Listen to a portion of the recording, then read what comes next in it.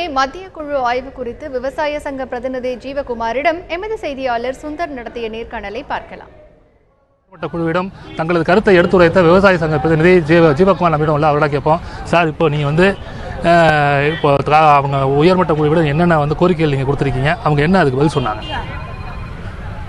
இப்போ விவசாயிகள் சங்க தலைவர் சாமி நடராஜன் அவர்களும் நானும் கொடுத்த மனுவில் குறிப்பாக இப்போ உடனடியாக தண்ணி தேவைப்படுது. கிட்டத்தட்ட 3,30,000 ஏக்கர் தஞ்சாவூர் மாவட்டத்தில் மட்டும் சாகுபடி பண்ணுற பரப்பு.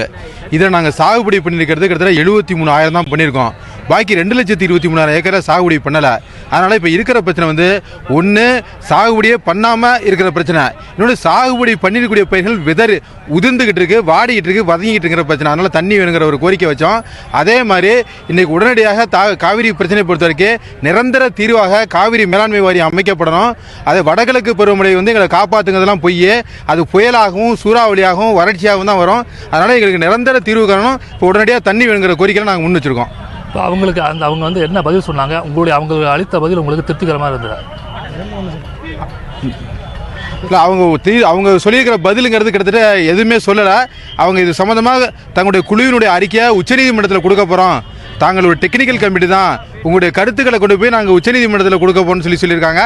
அந்த முறையில் உச்சநீதிமன்றம் இது வரைக்கும் எங்களுக்கு இறக்கம் காட்டின மாதிரியே இப்போவும் எங்களுக்கு ஒரு கனிவான பரிவான தீர்ப்பு கொடுக்க நாங்கள் எதிர்பார்க்குறோம்.